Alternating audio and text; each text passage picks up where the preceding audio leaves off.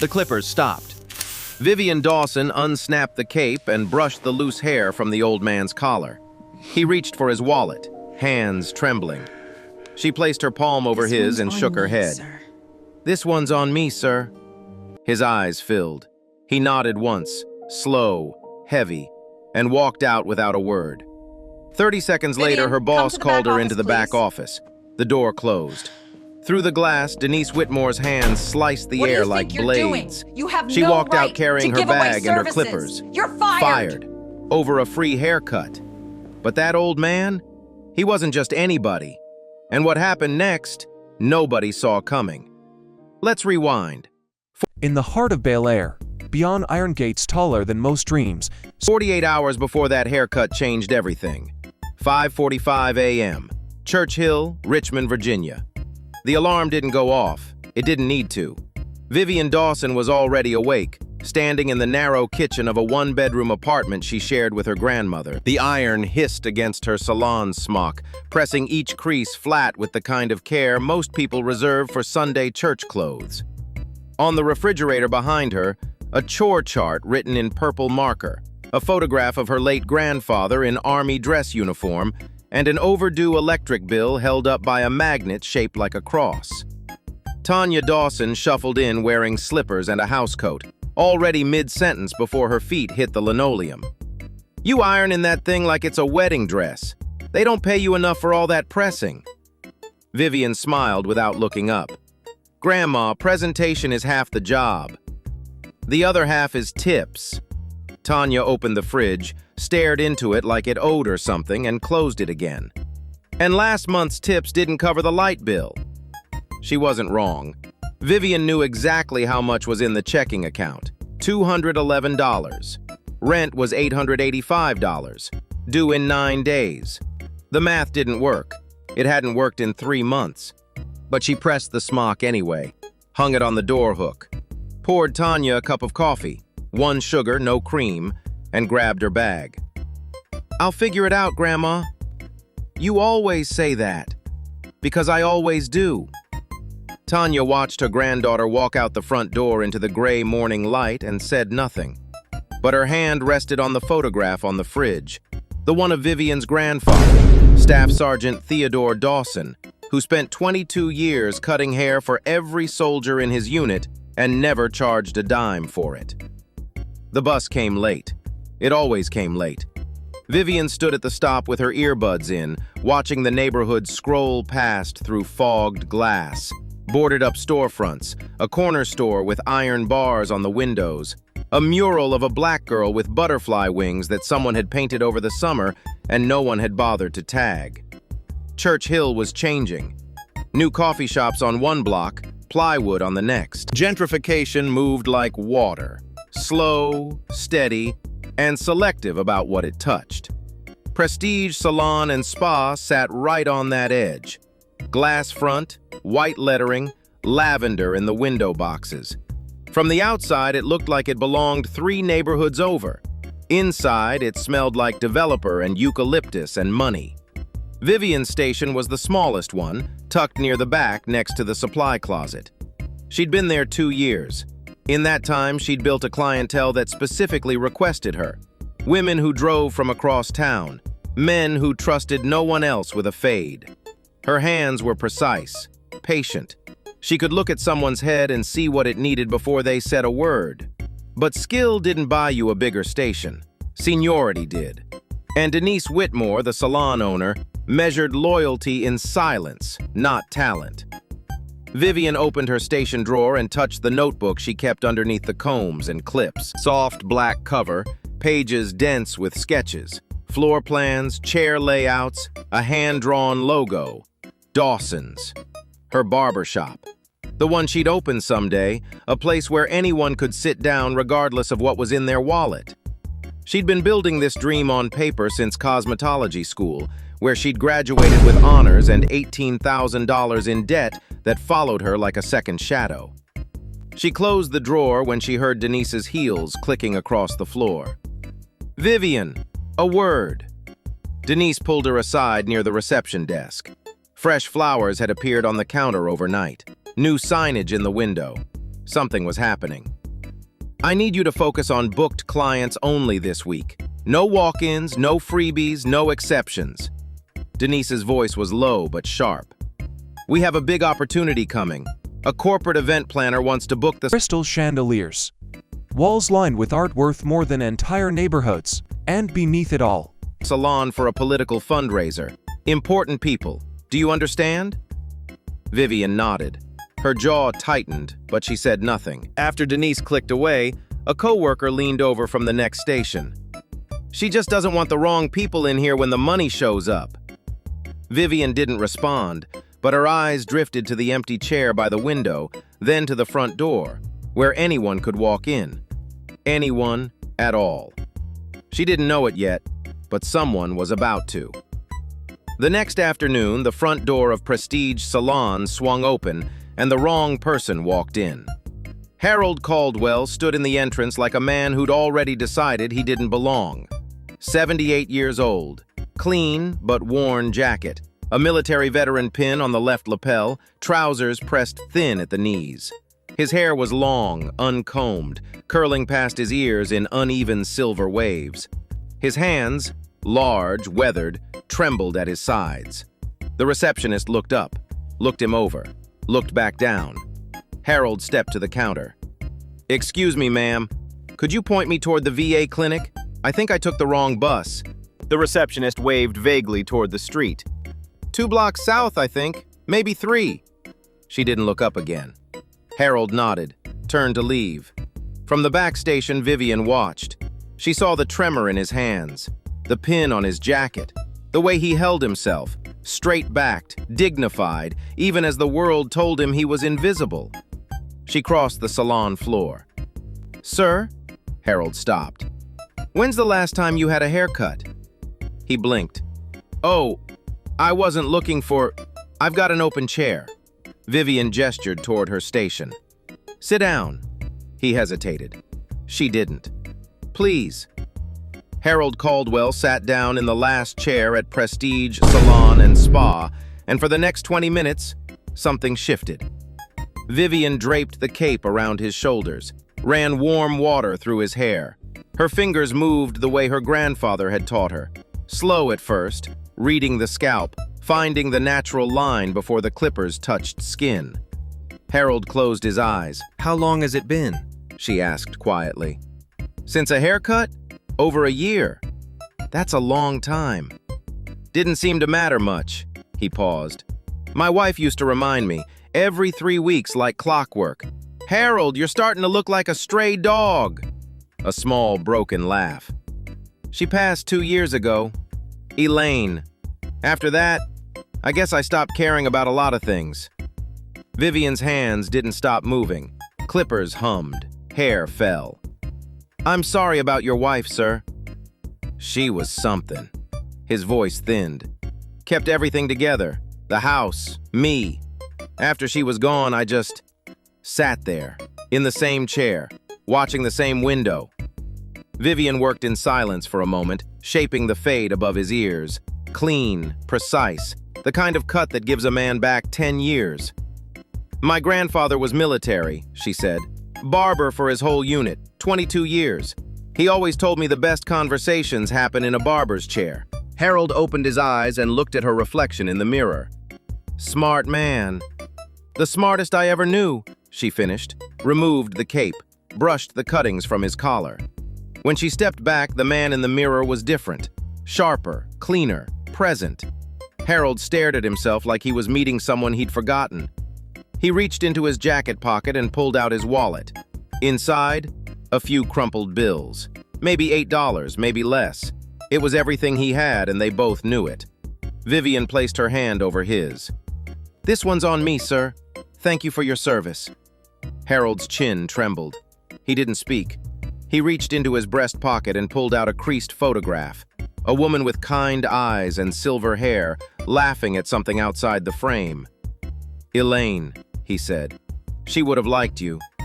He put the photograph back, stood, nodded once, and walked out the front door into the afternoon light. The clippers were still warm in Vivian's hand when Denise appeared behind her. "My office, now." The door closed. Denise didn't sit.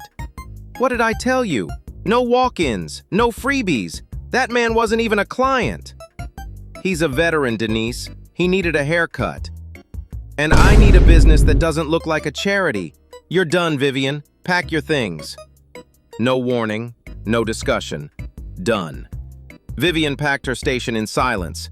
Clippers, combs, cape, the notebook with the hand-drawn logo and the floor plans and 3 years of a dream folded between the pages.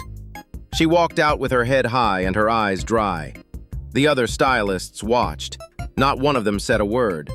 Vivian's key turned the lock at 4:47 p.m. She hadn't been home this early on a weekday in 2 years. Tanya was sitting at the kitchen table with a crossword puzzle and a cup of tea that had gone cold an hour ago. She looked up. Read her granddaughter's face the way she read weather. Fast, accurate, no second guess needed. What happened? It wasn't a question. Vivian set her bag on the counter. The clippers clinked against the notebook inside. She told it straight. The old man, the haircut, the free cut, Denise's office, the walkout. No embellishment, no tears. Just facts, laid end to end like dominoes. Tanya didn't interrupt. When Vivian finished, the old woman set her pen down slowly. You did what your grandfather would have done. Don't you dare feel ashamed. I'm not ashamed, Grandma. I'm broke. The math was simple and merciless. No income, $211 in the account. Rent in 9 days. 3 months already overdue. Without a paycheck, they had maybe 3 weeks before the landlord stopped being patient. That night, Vivian sat at the kitchen table with her phone and a list Hidden under the estate like a secret shrine was Victor Lanston's of every salon within bus distance. She called 12. The first 8 weren't hiring. The 9th said they'd call back. They didn't. The 10th hung up after she mentioned Prestige Salon. The 11th answered. The owner paused when Vivian gave her work history. I think I'm about to steal! Denise Whitmore's place? Yes, ma'am, I was there for 2 years. Honey, Denise already called around, told everyone you were unreliable, said you had a pattern of giving away services without authorization. A beat. I'm sorry, I can't take that risk. The line went dead. Vivian stared at the phone in her hand. Not just fired, blacklisted. Tanya's voice drifted from the living room, casual, almost too casual. Baby, did that man say his name? Vivian looked up. Harold. He said his name was Harold. Tanya was quiet for a moment, then, that's a good name, old-fashioned, the kind of name that belongs to somebody. She didn't say anything else, but something in her voice made Vivian pause.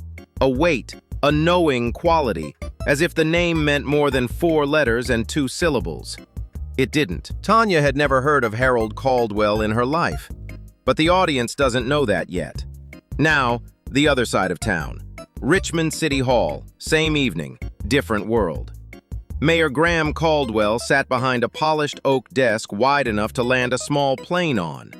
Behind him, framed commendations, a wall of handshake photographs, senators, governors, a former vice president, and a window overlooking the city he ran. On his desk, a proposal for a new community development initiative. The title, printed in bold across the cover page, Small Business Uplift, Investing in Underserved Neighborhoods. His assistant knocked. Your sister called again. She says your dad isn't doing well. Graham's jaw tightened. His pen stopped moving. I'll call her back. He didn't. Later that night, alone in his office, Graham's phone buzzed. Brenda. He let it ring 4 times before answering. Graham, I'm serious. Dad's not eating. He barely leaves the apartment. He's been like this since Mom died, and you know it. I know, Brenda. You'll what? Call him? When? You haven't visited in 6 years. Not since the funeral. The one you showed up to 90 minutes late because you had a campaign event. Silence. He's your father, Graham. I said I'll handle it.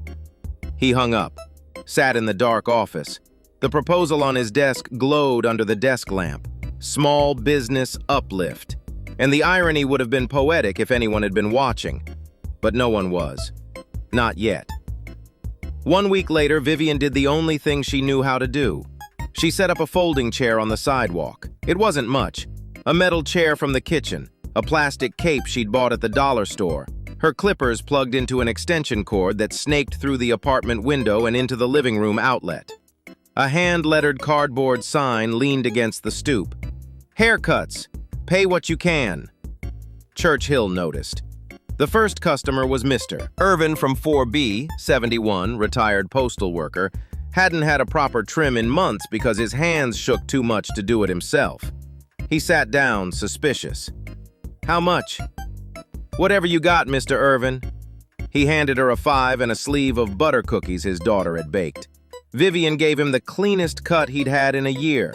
He stood up, touched the back of his neck, and said, "Girl, you better not be out here tomorrow. I'm sending everybody I know." He did. By day 3, there was a line. Neighbors from the building. Elderly men from the Baptist church 2 blocks over. A teenager named Devin who needed a shape-up before his first job interview at the grocery store. A single mother who brought her twin boys and paid with a bag of rice and a jar of homemade jam. Tanya set up a card table next to the chair and started bringing out lemonade in a plastic pitcher. A neighbor named Curtis dragged over a portable radio tuned to the oldies station. By the end of the first week, the sidewalk in front of Vivian's building looked less like a makeshift barbershop and more like a block party that happened to include haircuts. Vivian wasn't making real money. $5 here, $8 there, sometimes nothing at all. But she was building something she couldn't name yet. Something that felt like the sketches in her notebook come to life in rough draft form. Community. Trust.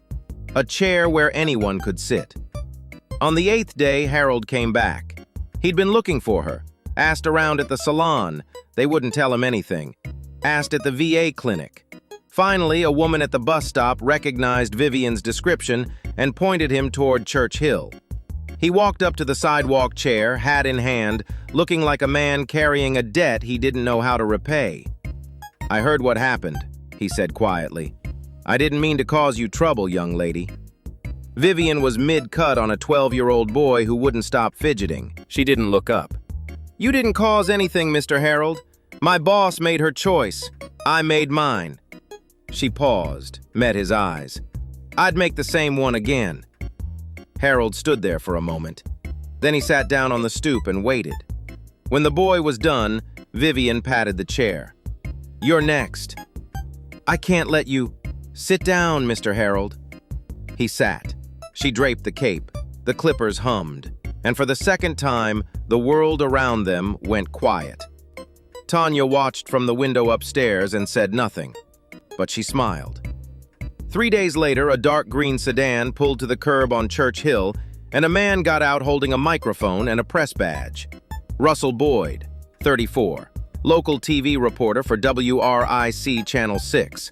He'd been driving through the neighborhood to cover a water main break 2 streets over when he saw the line of people on the sidewalk and the woman with clippers in her hand. He watched for 10 minutes before approaching. "Excuse me, I'm Russell Boyd, Channel 6. Mind if I ask what's going on here?" Vivian looked at the microphone like it was a snake. "Just cutting hair." "On the sidewalk?" "On the sidewalk." Russell smiled. "There's a story here. Would you let me do a short segment? Human interest. 2 minutes, tops." Vivian shook her head. "I'm not looking for attention." From behind her, Tanya's voice rang out like a church bell. "Tell your story, baby. The truth has legs." Vivian looked at her grandmother, looked at Russell, looked at the line of people waiting in folding chairs and on stoops, people who'd shown up for her when no one else would. "Fine. 2 minutes." Russell set up the camera. Vivian stood in front of her sidewalk chair, hand Ini Aventador SVJ. It was more than a car. It was his resurrection. Victor had bought it the week he became a billionaire. The machine represented everything. Steady, voice clear. She didn't trash Denise, didn't play the victim. She spoke the way she cut hair. Precise, honest, no wasted motion. "I was raised to believe that when someone's hurting and you can help, you help. I helped a veteran who needed a haircut. I'd do it again tomorrow, but I lost my job for it. And now no salon in this city will hire me. So I'm out here." Russell turned the camera to Harold, who was sitting on the stoop with a cup of Tanya's lemonade. "This young woman treated me like a human being," Harold said. His voice was steady but thin. "That's all she did. Nobody else in that salon even looked at me." The segment aired on the 6 o'clock news that evening. By 9 o'clock, it had been shared 400 times on local Facebook groups. By midnight, it was on Twitter. By morning, 11,000 people had seen Vivian Dawson's face and heard her say the words, "I'd do it again tomorrow." The next day, across town, Graham Caldwell was being prepped for a budget meeting when his assistant walked in holding a tablet. "Sir, you should see this." Graham took the tablet absently. A news clip. Some local story. A woman cutting hair on a sidewalk. He half-watched, already thinking about the meeting, until the camera panned to an old man sitting on a stoop. Graham's hand stopped. The old man was holding a cup of lemonade, wearing a clean but worn jacket, a military pin on the lapel, pale blue eyes that Graham had known his entire life. "That's my father." The assistant looked up. "Sir?" "That man," Graham's voice dropped. "On the news, that's my father." He watched the full segment, twice. His face moved through something. Shock first, then guilt, then a quiet, private anger that had nowhere to go but inward. He picked up his phone, put it down, picked it up again. He called Brenda. "Why didn't you tell me he was—" "I've been telling you, Graham." Her voice was flat, exhausted. "You haven't been listening." The line went quiet. Graham stared at the frozen frame on the tablet, his father's face, on a sidewalk in Church Hill, being cared for by a stranger. The most powerful man in Richmond had never felt smaller. For a few days, the world was kind. The news segment brought a small wave of new faces to the sidewalk chair. People Vivian had never met drove across town with cash in hand and stories on their lips. A retired teacher from the West End left $20 for a $5 trim. A church group dropped off a box of supplies, capes, combs, disinfectant, a handwritten card that read, "Keep going, sister." Someone started a collection jar at the corner store without asking. It wasn't life-changing money, but it was enough to cover the electric bill and buy another month before the landlord ran out of patience. That evening, Vivian and Tanya sat across from each other at the kitchen table. Fried chicken, collard greens, cornbread, the first real dinner they'd cooked in weeks instead of scraping together whatever was cheapest. The apartment smelled like butter and garlic and something close to normal. Tanya set down her fork and looked at her granddaughter. "Your grandfather used to say, 'The chair doesn't care who sits in it. Rich, poor, black, white. Everybody needs somebody to make them feel human.'" Vivian smiled. He said that a lot. Because it was true a lot. The next morning, Harold showed up at the apartment door. Not for a haircut this time. He was holding a small potted plant, green leaves, terracotta pot, a little crooked from the bus ride over. Elaine always said a new beginning deserves something green. He held it out like an offering. "I don't know if this counts as a new beginning, but it felt like one." Vivian took the plant, held it with both hands. "It counts, Mr. Harold." She placed it on the kitchen windowsill where the morning light came through strongest. That same night, 12 miles away, Graham Caldwell sat alone in his home office. The house was dark. His wife was asleep. The news segment played on his laptop for the 4th time. His father's face filled the screen. Pale blue eyes, clean haircut, the ghost of a smile Graham hadn't seen in years. He opened his phone, scrolled to the contact labeled Dad. His thumb hovered over the green button. He closed the phone. Not tonight. It took Carl Hutchins exactly 48 hours to smell blood. Hutchins was a city council member from Richmond's 3rd District, a man who'd spent the last 2 years looking for a crack in Graham Caldwell's armor and finding nothing. Graham was careful, polished, popular. The kind of mayor who said the right things, shook the right hands, and never left a loose thread hanging. Until now. Hutchins watched the Channel 6 segment 3 times, leaning forward in his chair a little more with each replay. A young black woman, fired for helping an old man. A veteran, living alone, struggling. And the kicker, The old man's last name, Caldwell, same as the mayor. A phone call to a contact at the VA confirmed what Hutchins already suspected. He called a press conference for the next morning. The mayor of this city, Hutchins said, standing behind a cluster of microphones on the steps of City Hall, has built his entire platform on community uplift, on caring for the vulnerable, on family values. He let the words settle. But his own father, a military veteran, is living in a one-bedroom apartment, alone, in poverty.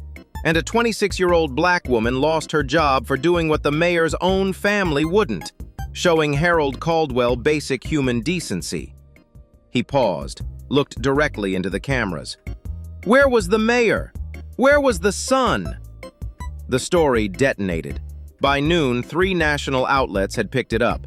By evening, Vivian Dawson's name was trending. Social media split into camps. Those who called Vivian a hero and those, stoked by the political framing, who called the whole thing a stunt. Comment sections turned into battlefields. Opinion pieces launched before anyone had all the facts. Vivian, who had wanted nothing more than to cut hair on a sidewalk and pay her rent, was suddenly at the center of a firestorm she hadn't asked for and couldn't control. The ugliness came fast. Online trolls flooded her social media, accounts she barely used, with racist slurs, accusations, threats. Someone wrote that she'd staged the whole thing for a GoFundMe scam. Someone else posted her home address.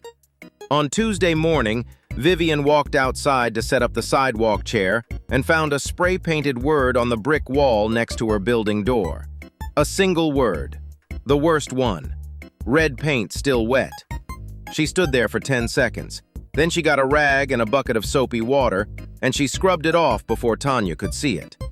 That same afternoon, Denise Whitmore appeared on a local podcast called Richmond Real Talk. The host lobbed her soft questions, and Denise swung hard. Vivian was fired for repeated policy violations, Denise said, her voice smooth and rehearsed. She had a pattern of insubordination. The free haircut was the last straw, not the only one. I run a business, not a charity. Vivian watched the clip on her phone that night, sitting on the edge of her bed. Her hands shook. Not from anger, from something deeper. The feeling of being erased, rewritten, turned into a character in someone else's story. Tanya walked in, saw the screen, and turned it off. Don't let them rewrite your story, baby. They don't have the pen. The next morning, Harold appeared at Vivian's door. He wasn't wearing his jacket. His eyes were red. He looked like a man who hadn't slept. I'm so sorry, he said. This is all my fault. If I hadn't walked into that salon... Mr. Harold, please. Vivian stepped aside to let him in. You needed a haircut, that's all. None of this is your fault. Harold sat down at the kitchen table. Tanya brought him coffee without being asked. He wrapped both hands around the mug and stared at it for a long time. Then, quietly, my son is the mayor. The apartment went still. Vivian blinked. What? Graham Caldwell. He's my son. Harold's voice was barely above a whisper. We haven't spoken in 6 years. Thing he believed about himself. Tower, precision, perfection, and for a year, it obeyed. Until one cold November. Not since his mother's funeral. I'm telling you because you deserve to know the truth, and because I think it's time I stopped hiding from it. Vivian sat down across from him. She didn't speak for a long moment. Then, why are you telling me this, Mr. Harold? Because they're using you to get to him, and you didn't sign up for that. Neither did I. 2 days later, the trap arrived. A woman Vivian had never met showed up at the sidewalk barbershop. Well-dressed, professional, carrying a business card that read, Community Advocacy Partners.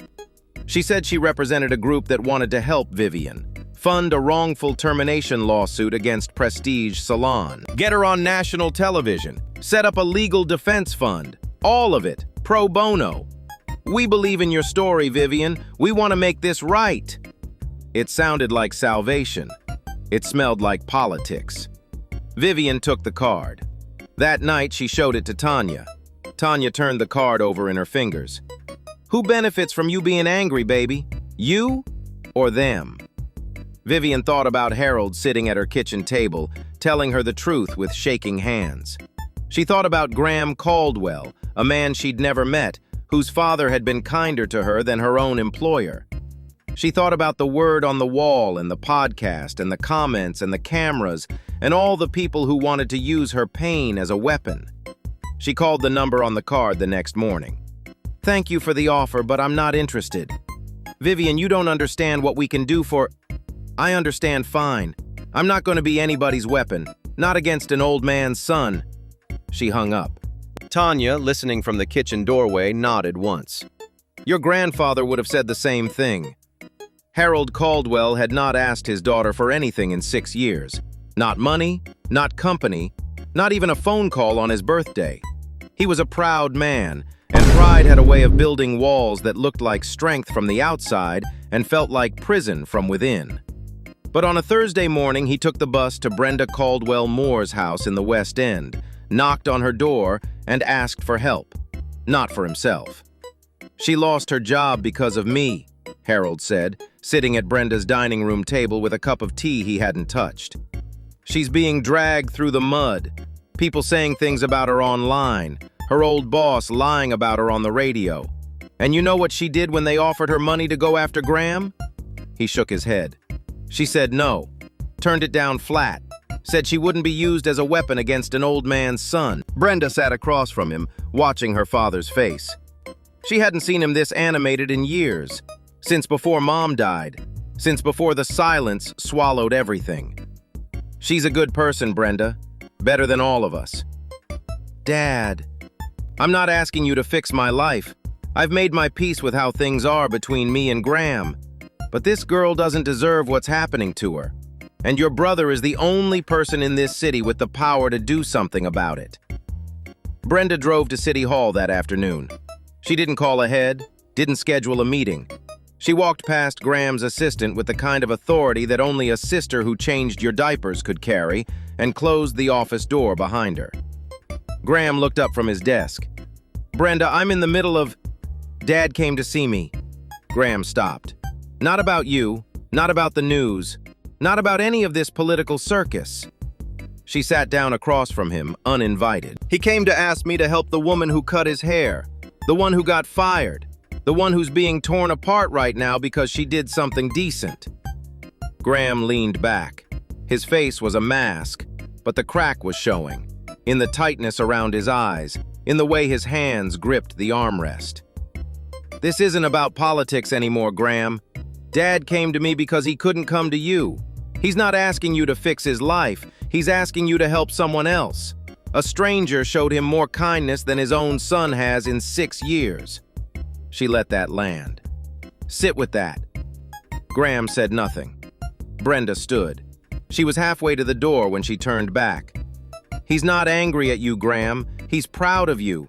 He told that reporter on camera. The whole city heard it." Her voice softened. "But pride doesn't keep you warm when you're alone." The door clicked shut behind her. Graham sat in the silence for a long time. Across town, Russell Boyd was working late. The original story had been a 2-minute human interest segment, but the political explosion had turned it into something bigger, and Russell could feel the real story underneath the noise.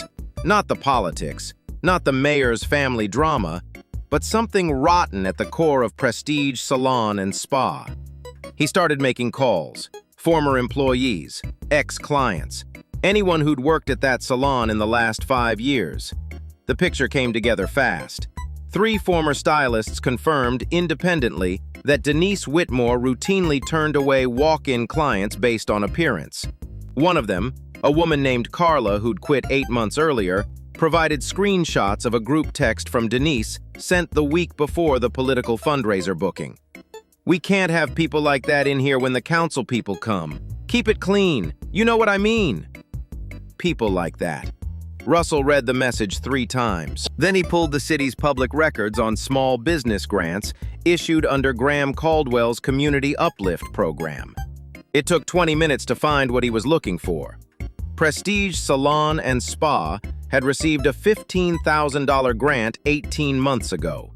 The application, signed by Denise Whitmore, contained a section titled Community Commitment Statement, in which she pledged to provide accessible, inclusive services to all Richmond residents regardless of income or background. A salon that took public money to serve the community had fired someone for doing exactly that. Russell saved the file, picked up his phone. He had one more call to make. 3 weeks after Vivian Dawson was fired for giving away a $22 haircut, Mayor Graham Caldwell called a press conference. The City Hall press room was standing room only. Every local outlet, 2 national networks, bloggers, podcasters, citizen journalists with phone cameras held high. In the back row, Carl Hutchins sat with his arms crossed and a thin smile on his face, already composing the press release he'd send the moment Graham stumbled. Russell Boyd stood near the front, notebook open, pen still. Graham walked to the podium. No notes, no teleprompter, no flag pin. Morning. It didn't. Victor slid into the leather driver's seat, pressed the ignition. Click. Silence. At first, he frowned. No rehearsed smile, no aide whispering in his ear. He gripped the edges of the lectern and looked out at the room, and for the first time since this story began, the mayor of Richmond didn't look like a politician. He looked like a man who hadn't slept. "I'm not here to talk about policy today." The room shifted. Pens stopped. "I'm here to talk about something I should have talked about a long time ago." He took a breath. "Harold Caldwell is my father." The murmur rolled through the room like a wave. Hutchins uncrossed his arms. Russell didn't move. "He's 78 years old. He's a veteran. He served this country. And when he came home, he built a life, raised 2 children, loved a woman named Elaine for 46 years, and never once asked anyone for anything." Graham paused.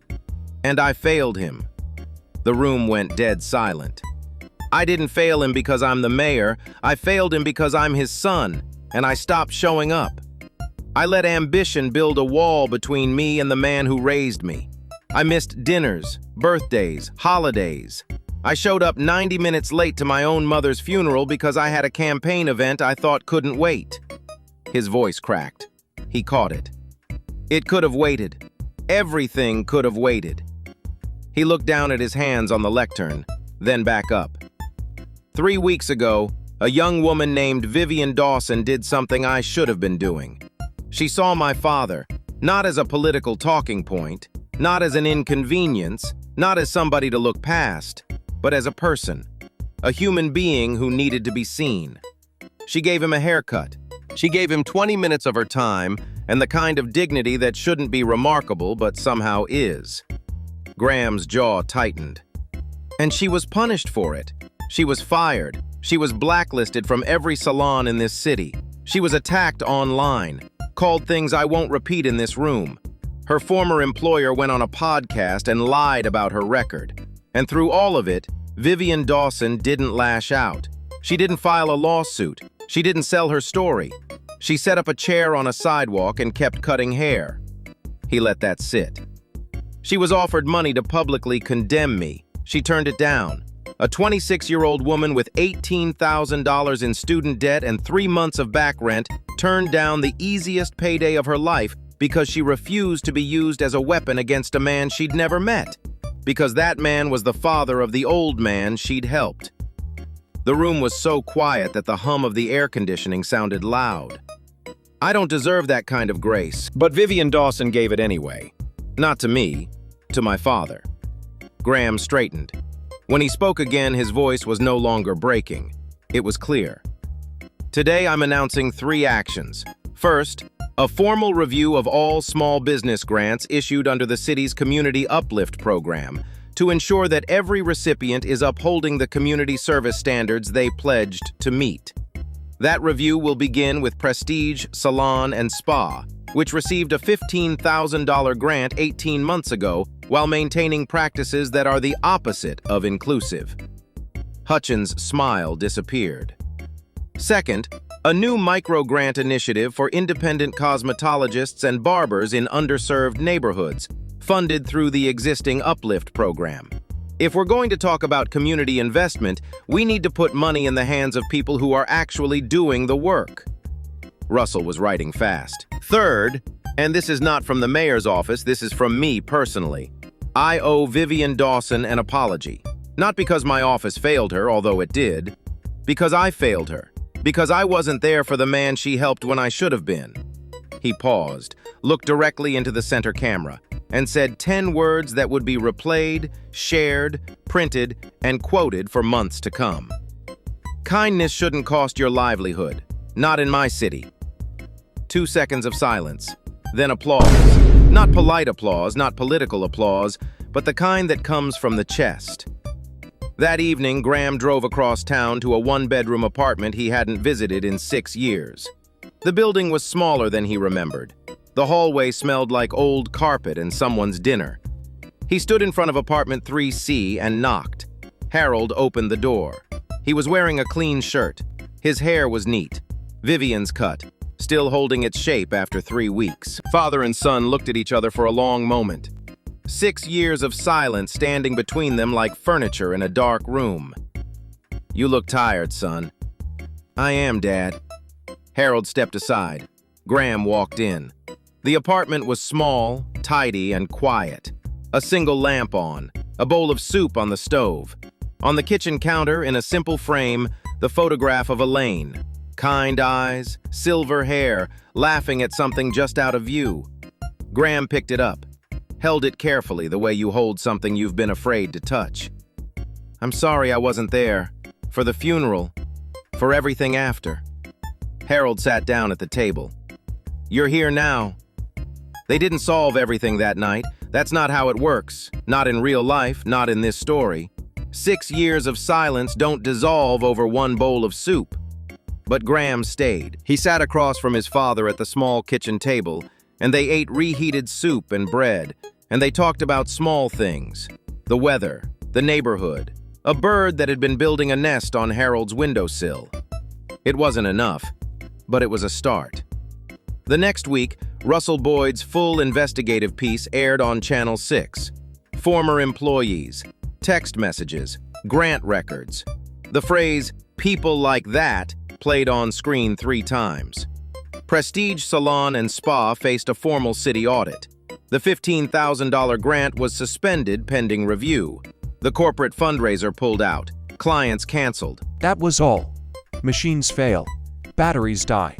But after the second attempt, click, and the third, click, something unfamiliar entered Victor Langston's chest. Fear. Appointments emptied. Denise Whitmore didn't lose her salon, but she lost something harder to replace. Her reputation, her credibility, and the comfortable fiction that what she'd done was just business. She sat alone in her empty salon on a Tuesday afternoon, staring at the chair by the back wall. Vivian's old station, the smallest one, the one that used to be the busiest seat in the shop. It was empty now, and it stayed that way. 1 month later, Vivian Dawson stood on a sidewalk again, but this time the chair was inside. The storefront on Broad Street wasn't much, 800 square feet, a cracked tile floor she'd mopped 3 times, and windows wide enough to catch the morning sun from both directions. The previous tenant had been a tax preparer. Before that, a shoe repair shop. Before that, nobody remembered. But today, it was hers. The sign went up at 9 o'clock that morning. 2 men from the neighborhood lifted it into the brackets above the door while Tanya supervised from the sidewalk, pointing and correcting as if she'd hung signs her whole life. "Dawson's, a chair for everyone." Inside, 2 barber chairs sat side by side. The first was brand new, chrome and black leather, bought with the city's micro grant and a small community fundraiser that Russell's viewers had organized in 4 days. The second was older, worn leather, heavy iron base, a small scratch on the right armrest where a generation of hands had rested. It had belonged to Staff Sergeant Theodore Dawson, and a neighbor named Curtis had spent 2 weeks restoring it in his garage without being asked. On the wall behind the chairs, a framed photograph of Vivian's grandfather in army dress uniform. Beside it, a small hand-lettered sign, "Veterans always cut free." On the windowsill, a potted plant with green leaves in a terracotta pot, a little crooked from a bus ride. Harold was the first customer. He walked in at 9:15, wearing a clean jacket, his military pin on the lapel. He sat down in the antique chair, his chair now, though no one had said so out loud, and Vivian draped the cape around his shoulders. "The usual, Mr. Harold?" He looked at her in the mirror and smiled. A real smile. The kind his face had forgotten how to make for 2 years. "The usual." The clippers hummed. Hair fell. The radio played something soft. The bell above the door rang. Graham Caldwell walked in. Not in a suit, not with cameras, not as the mayor. Just a man in a Saturday jacket carrying a small potted plant. He set it on the counter. "My father tells me this is what you give for new beginnings." Vivian looked at the plant, looked at Harold, looked at Graham. She took it with both hands and placed it in the window next to the first one. "It is." The shop filled slowly through the morning. Old neighbors from Church Hill, new faces from across town, a teenager getting a shape-up, an elderly woman who just wanted to sit and watch. Black, white, old, young, filling the chairs, filling the room, filling the space with the sound of clippers and conversation and laughter. Tanya sat by the door with a pitcher of lemonade and a look on her face that said everything she'd never say out loud.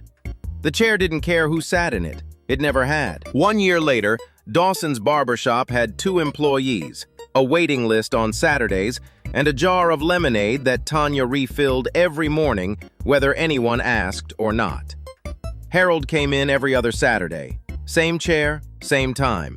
He'd become a fixture, reading the newspaper in the corner, greeting every customer by name, telling stories about Elaine to anyone who'd listen. Sometimes Graham came with him. Not every time, but enough. They were not fully healed. 6 years of silence doesn't vanish in 12 months. But they were talking. They were trying. And for now, that was enough. Vivian swept the floor at the end of a long Saturday. The shop was empty. The radio played low. She paused, leaning on the broom, and looked at the photograph of her grandfather on the wall. Staff Sergeant Theodore Dawson, the man who taught her that a barber's chair was the most honest place in the world. She smiled, turned off the lights, locked the door. Outside, the sign glowed in the streetlight. A chair for everyone. Vivian Dawson didn't set out to change anything. She just gave an old man a haircut. But that's the thing about kindness. You never know whose life you're about to touch, or whose heart you're about to unlock. If this story moved you, share it with someone who needs to hear it. Hit subscribe so you don't miss the next one. Because stories like this, they're out there, and they deserve to be told. That was all. Machines fail. Batteries die. That after the second attempt, click, and the third, click, something unfamiliar entered Victor Langston's chest. Fear. Vivian lost her job, got blacklisted, all because she gave an old veteran a free haircut. But you know what she told me that date? I would do it again tomorrow. And that's right, there is the whole story. Look, Dennis Whitmore took $15,000 in public money, signed a paper saying she would serve the community, and then fired a girl for saving the community. That tells you everything. Some people wear kindness like a custom. Vivian wears it like skin because her grandfather spent 22 years cutting hair for soldiers and never took a dime. That's not a skill, that's blood. And when the politicians came knocking, offering lawyers money, cameras, trying to turn her pain into a weapon against the mayor, she said no. 26 years old, 18,000 in debt, rent 3 months late, and she still said no because she wasn't about to let somebody use her hurt to hurt an old man's son. That's the part that gets me. Vivian didn't just show kindness to Howard. She showed it to the people trying to destroy her too. by refusing to become what they wanted her to be. So, I gotta ask you something real. Who taught you to care? Your mama, your grandma, your stranger who showed up when nobody else did? And the harder question, are you still living what they taught you? Tell me in the comments. Share this, like, and subscribe. And remember, a good chair never asks who's sitting in it.